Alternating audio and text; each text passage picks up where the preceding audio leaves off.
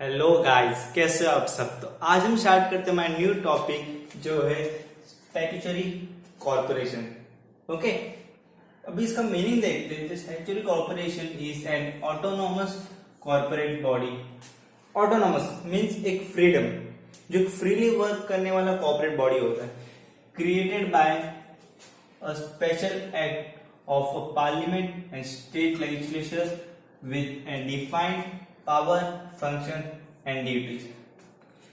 एक statutory corporation एक ऐसा ऑटोनमस कॉर्पोरेट बॉडी है, एक ऐसा फ्रीडम बिजनेस है जो किसने बनाया है, उसको एक स्पेशल एक्ट के जरिए बनाया गया है, जिसने parliament and state legislatures with an defined power, function and duties, इन चीजों से बना हुआ एक कॉर्पोरेट बॉडी है। तो इसका एग्जांपल देख लेते हैं। फर्स्ट पे आते हैं LIC, life insurance corporation. Okay, act 1956। Okay, ये एक ऐसा बॉडी होता है जो बनाता है गवर्नमेंट के जरिए, मीन्स एक स्टेट पार्लियामेंट के जरिए बनाया जाता है। ओके, बट इसको चलाने वाले कोई और होते हैं। अगर उनके एम्प्लॉय बोलेंगे, उस कॉर्पोरेट के एम्प्लॉय बोलेंगे, गवर्नमेंट एम्प्लॉय नहीं होंगे, वो एक प्राइवेट कंपनी जैसे एम्प्लॉय होंगे। ओके, फिर आता है RBI। ये भी गवर्नमेंट ही चलाता है, एक भी पार्लियामेंट बॉडी है। जो एक्ट है 1934, reserve bank of India act 1934। Okay, फिर आता है AAI, airport authority of India. Okay, इसका एक्ट है 1994, वो भी गवर्नमेंट के जरिए देखा जाता है, बट एक पार्लियामेंट स्टेट लेजिस्लेचर एक्ट के जरिए। फिर आता है ONGC एक्ट 1959। अब हम देखते हैं इसके फीचर्स के साथ। मैंने यहाँ फीचर्स, मेरिट और डिमेरिट देखे, बहुत कम पॉइंट है, बहुत इजी पॉइंट है। ओके, स्टार्ट करें फीचर्स का। कॉर्पोरेट बॉडी ये कंपनी जैसी है, कंपनी जैसी बॉडी है, जहां पर एक एक्ट के जरिए, एक पार्लियामेंट एक्ट के जरिए यहाँ बिजनेस होता है। ओके, बहुत फ्रीली बिजनेस होता है, मतलब डिपार्टमेंट जैसे फुली गवर्नमेंट बिजनेस नहीं है ये। ओके, ये पार्लियामेंट के जरिए बना गया, खुद का किया हुआ बिजनेस है। ओके, फिर देखते हैं आंसरेबल टू द लेजिस्लेचर। जो इसको बॉडी को चलाता है, मीन्स जो इस कॉर्पोरेट को चलाता है, वो बोर्ड ऑफ डायरेक्टर के जरिए चलाया जाता है। मीन्स इसको मैनेज करने वाला बोर्ड ऑफ डायरेक्टर होता है, बट इसको आंसर मीन्स इनका जो भी रिपोर्टिंग रहेगा वो स्टेट लेजिस्लेचर्स को देना पड़ेगा। ओके, फिर बात करते हैं ओन स्टाफिंग सिस्टम। इनकी स्टाफिंग सिस्टम खुद की होती है। स्टाफिंग सिस्टम मीन्स एम्प्लॉय को उस जगह काम करना, सही एम्प्लॉय को सही जगह पर काम पर रखना, वो इनके हाथ में होता है।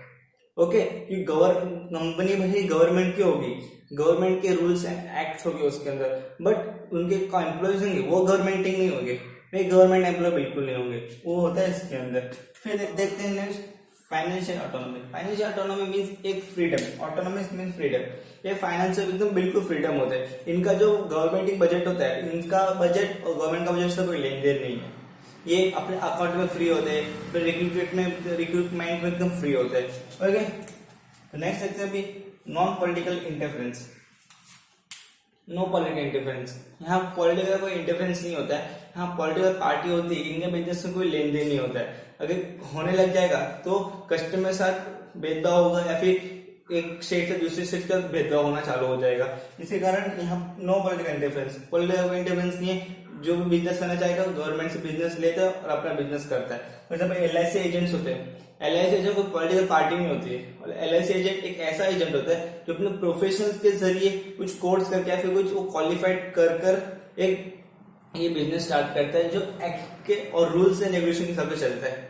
ओके, वो होता है नॉन पॉलिटिकल। यहाँ कोई पॉलिटिकल इंटरफेरेंस नहीं होता है। अब देखते हैं इनिशिएटिव एंड फ्लेक्सिबिलिटी। ये बिजनेस बहुत फ्रीडम में होते हैं, बहुत फ्रीडम बिजनेस होता है। ये अपना बिजनेस अपने हिसाब से कर सकते हैं, अपने हिसाब से चेंज कर सकते हैं बिजनेस, अपने हिसाब से इनका स्ट्रक्चर चेंज कर सकते हैं, but rules and regulation change नहीं कर सकते। ये होता है इनकी फ्लेक्सिबिलिटी, मेरिट है। फिर एडमिनिस्ट्रेशन ऑटोनॉमी। ऑटोनॉमी फिर से इसका मतलब होता है फ्रीडम, एडमिनिस्ट्रेटिव फ्रीडम। ये बहुत फ्रीडमली वर्क कर रहे हैं। इनका एडमिनिस्ट्रेटिव एक बोर्ड ऑफ डायरेक्टर के जरिए चलाया जाता है, जो उसका खुद मेंबर ही डिसाइड कर देता है। इसी कारण बहुत फ्रीली चलता है बिजनेस। Okay, quick decision. मैंने बोला कि यहाँ पर board of director he manage करता है, तो डिसीजन भी कौन लेगा, बोर्ड ऑफ डायरेक्टर ही लेगा। इसलिए क्विक डिसीजन, क्योंकि एक दो ही बोर्ड ऑफ डायरेक्टर होते हैं एक कॉर्पोरेट बॉडी के, जो फटाक से डिसीजन ले लेते हैं। ओके, एफिशिएंट स्टाफ, इनकी स्टाफ एफिशिएंटली होती है, खुद से मैनेज करने वाली होती है। इन्हें इनका रिक्रूटमेंट, इनका रेम्यूनरेशन, इनका जो सपोर्टिंग सिस्टम है वो कौन कर डिसाइड करती है? एक कॉर्पोरेट बॉडी ही डिसाइड करती है, गवर्नमेंट के जरिए नहीं। गवर्नमेंट जैसा बोलेगा वैसा, ऐसा नहीं, वो अपने हिसाब से एडमिनिस्ट्रेटिव एफिशिएंटली वर्क कर सकते हैं। ओके, प्रोफेशनल मैनेजमेंट, जैसे मैं बोला कि बोर्ड ऑफ डायरेक्टर ऐसे ही नहीं बन जाते किसी पर्सन को सेलेक्ट किया हाँ तो बोर्ड ऑफ डायरेक्टर, ऐसा नहीं। बोर्ड ऑफ डायरेक्टर एक अच्छी वेल क्वालिफाइड और एक्सपीरियंस और ट्रेनिंग लेकर मार्केट में आया होता है, जो यहाँ कॉर्पोरेट में ज्वाइन हो जाता है। ओके, फिर देखते हैं easy to raise capital. Easy to raise capital, यहाँ कैपिटल रेज करना बहुत इजी होता है, बिकॉज यहाँ पब्लिक को कॉन्फिडेंस होता है। ये जो कंपनी है एक स्टैट्यूटरी कंपनी है, एक गवर्नमेंट कंपनी, एक गवर्नमेंट बॉडी है, तो यहाँ मैं पैसा इन्वेस्ट करूंगा तो मेरा पैसा लॉस में जाएगा। अगर पैसा बाई चांस वो कंपनी लॉस में आ रही है, वो कॉर्पोरेट बॉडी लॉस में आ रही है, तो गवर्नमेंट मेरा पैसा रिकवर करके देगा। यहाँ पब्लिक कॉन्फिडेंस होता है। ओके, तो अब नेक्स्ट देखते हैं डीमेरिट। फर्स्ट पॉइंट है ऑटोनॉमी ऑन पेपर ओनली। इनकी जो फ्रीडम होती है, इनकी फ्रीडम एक पेपर बेस्ड ही होती है। ऐसा कहा जाता है, ये सब बोला जाता है कि ये गवर्नमेंट कंपनी है, गवर्नमेंट बॉडी है, ओके, बट फिर भी इनकी फ्रीडम होती है। इनकी फ्रीडम डिसाइड होती है एक पेपर वर्क पर ही डिसाइड होती है। ओके, लैक ऑफ इनिशिएटिव की कमी होती है यहाँ पर। लैक ऑफ इनिशिएटिव की कमी होना।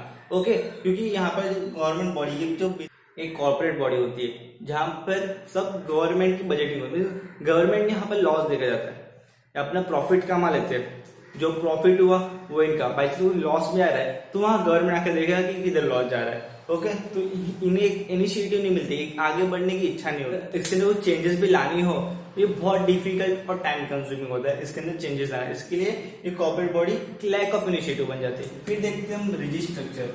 इसका जो स्ट्रक्चर है थोड़ा रिजिड होता है, मीन्स बाई चांस मैंने इसको पहले ही बोला आपको, अगर जो चेंजेस लानी हो बहुत मुश्किल और बहुत डिफिकल्ट होता है इसमें चेंजेस लाना है। रिजिड मीन्स बहुत स्ट्रिक्ट और स्ट्रॉन्ग होता है।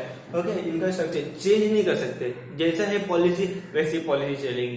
ओके, फिर देखते हैं क्लैशेस अमंग द इंटरेस्ट। यहाँ जब बहुत सारे मेंबर्स इस कॉर्पोरेट सोसाइटी में, इस कॉर्पोरेट बॉडी में बहुत सारे ये मेंबर्स होते हैं। इन मेंबर के कारण कभी कभी बोर्ड ऑफ डायरेक्टर्स और मेंबर्स के बीच में ही कभी क्लैशेस हो जाते हैं। मीन्स एक वॉलेंट झगड़े, डिस्प्यूट होता है, कॉन्फ्लिक्ट हो जाता है। एक इंटरेस्ट इसका होता है, मेंबर्स होता है, मेंबर्स के बीच में ये होता है, कॉन्फ्लिक्ट हो जाता है, तो उसे बोलते हैं clashes among the interest. Okay, फिर अनफेयर प्रैक्टिस।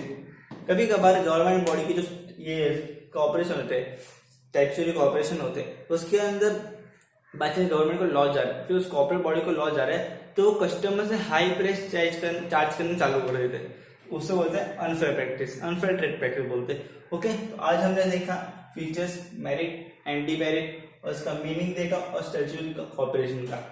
ओके, तो हम नेक्स्ट जानते हैं गवर्नमेंट कंपनी के बारे में। ओके।